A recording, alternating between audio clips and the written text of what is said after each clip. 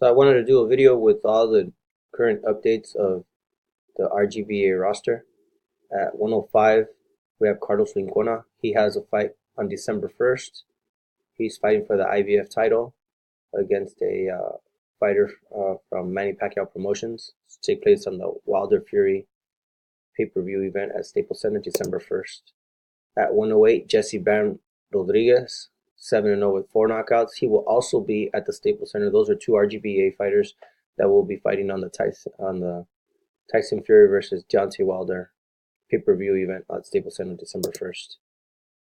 Bringing B-Fly Macias, yesterday or the day before, it was announced that Garcia Promotions will be having their first event in San Bernardino on a Friday. I believe it's January 18th. And B-Fly was on the flyer. He was on the announcement as one of the fighters that will be fighting there. Robert Biggie Rodriguez from Texas is 2-0 with 0 knockouts. We haven't heard from Biggie in a while. We have not seen him in the gym. Joshua the Professor Franco, 14-1-1 with 7 knockouts from San Antonio, Texas. Put something out on his Instagram that he'll be fighting January 26th versus get a rematch versus Lucas Fernandez. That rematch to that one loss that he has in Puerto Rico. Same opponent. It'll be a title fight. I think it's the NABF. He put that out on his Instagram. They don't know what he said it was going to be in Texas, but I saw on another post that they still haven't decided whether it's going to be in California or in Texas. At 118, we have Aaron Morales, who just fought 2 weeks ago on a Friday in Oklahoma City on the Salcedo Hooker undercard. He's 5-0 with 3 knockouts. Fights at 118. Also at 118, a new fighter. I believe he's from Indio. Manuel Flores. I think his Instagram is Gucci Manny. 7-0 with 5 knockouts. Has been seen in the gym doing sparring. Abner Morris. Fights at 126. His record is 31-3-1 with 15 knockouts. There's rumors of a date being thrown around of February 9th between him and Tank Davis. Nothing's official, but there have been a couple sources that have released that date out, but nothing official yet. At 126, Lui Coria, who's 9-2-0 with 4 knockouts, just also fought very recently on Raging Babe's card in Tucson on Guerra de Gallos 2.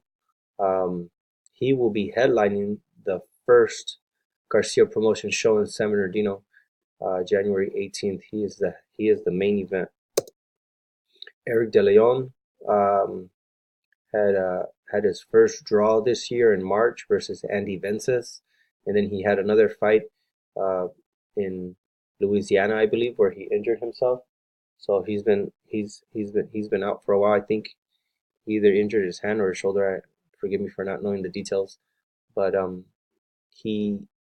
think he's in recovery from that injury. And then Joseph Blessed Hands Adorno fights at 130, who's 10-0, 9 knockouts. So actually now he's 11-0. He just fought Saturday in Puerto Rico and won. So he has 11 wins now. Isidro Ochoa fights at 130. He's at 6-0 with 2 knockouts. He's a top-ranked fighter. 130, Isaac Colunga, 2-0, 1 knockout, has been added to the January 18th date for the first event by Garcia Promotions. I think he's a local fighter. I think he's somewhere from the Inland Empire. I'd like to get more information on him. I follow him on Instagram and on Twitter. Brian Lua, who's 5-0 with 2 knockouts, another top-ranked fighter, fights at 135. Was suffering an injury. Then we saw him back in the gym, and then we haven't seen him again. So hopefully he's been in Riverside, but we just didn't have any footage on him. So hopefully he's back in the ring. He's whenever they ask the Pita or Robert who's of all your stable, who's always ready to go, who's closest to weight, they always mention Brian Lua, that he's always only 3 to 5 pounds overweight. So Very dedicated athlete. Mikey Garcia fights at 135. He will be fighting at 147 in March 16th against Errol Spence. His belts are at 135. He's held the belt at 140. He held the IBF belt when he took it away from Sergey Lipinets. 39-0, 30 knockouts. He's fighting in March. At 135, Hector El Finito Tanajara Jr., who's 15-0, 5 knockouts. He is fighting in Indio, California. He's fighting, he's a Golden Boy fighter. He'll be fighting at the Fantasy Springs Casino. And he will be fighting, I think, his first 10-round fight in Indio, December 8th, if I'm not mistaken. 135, Renato El Conde Gamez. I think this is another Golden Boy fighter as well. 8-0, 5 knockouts. He's from San Diego. He's going to be doing a Christmas event with Audio Spot in Lake Elsinore. He'll be signing autographs. So he's been seen back in the gym. He's dropped some weight. I think Robert's comment was that he wants him to lose a little bit more weight before signing a contract for a fight. Fights at 135. Renato Gamez. Alejandro Porkchop Guerrero, 9-0, 7 knockouts. This is a fighter out of Texas, out of the Dallas area. If I'm not mistaken, Irving is what's shown on BoxRec. He's a fighter that fights under the Mikey Garcia banner. Robert has mentioned that he's going to be fighting in December, but we have not seen any details or more details of a date or where. At 140, we have Jose Carlos Ramirez, who's a top-ranked fighter from Northern California. He was 23-0, 16 knockouts. He was present at the Maurice Hooker versus Alex Salcedo card. Clearly, he's a WBC champion, and he was looking at either of those two as the next opponent. Robert was sitting ringside with him, as Robert had the fight with Aaron Morales there. He fights at 140. He's a WBC champion. At 140, Jonathan Thunder Navarro, who's 15-0, 8 knockouts.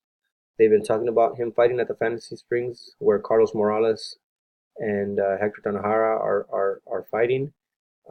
Nothing's official on BoxRec as of yesterday, but there have been other resources on Instagram that already have an opponent listed for him.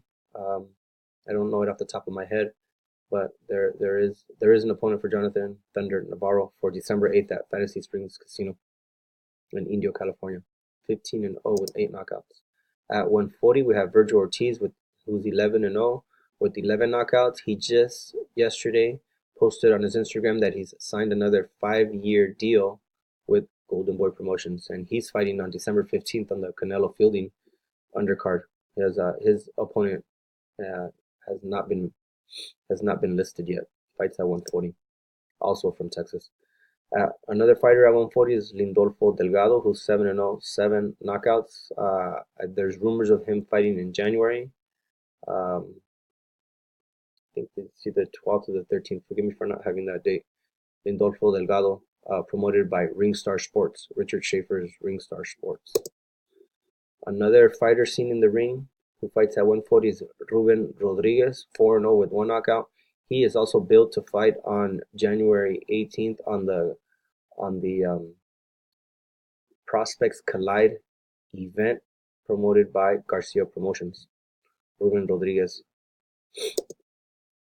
At 147, Josesito Riverside, Rocky Lopez, 36-7, 19 knockouts. He will be fighting January 26th versus Keith One-Time Thurman. I think the event will be in New York. I think it'll be at Barclays. And that's a huge comeback from Keith Thurman, who's been out of the ring for roughly 2 years. So this is a huge opportunity for Josesito to get a big fight, land a big fight. I think he's been out of the ring for almost 8 to 9 months, trying to land a fight. At 147, Brandon Bam Bam Rios, who just fought a couple weeks ago and just beat Ramon Alvarez, who is Canelo's brother, in Kansas, in Mulvane, Kansas. So Brandon just signed a 3-year deal with DAZN, so he's got 2 more fights to go. Esquiva Falcao, 160, fights at 160 middleweight, 22-0 with 15 knockouts. A lot of his fights have been in Florida. He just posted something on his Instagram that he'll be having his next fight. It's a title fight. So very interesting news for Esquivel Falcao, who's 22-0, 15 knockouts, fights at middleweight, RGBA. I do not know if he has a promoter, but he fights on a lot of He's fought on a few top ranked cards, but I don't know if he's officially signed with Top Rank. Misael El Chino Rodriguez participated in a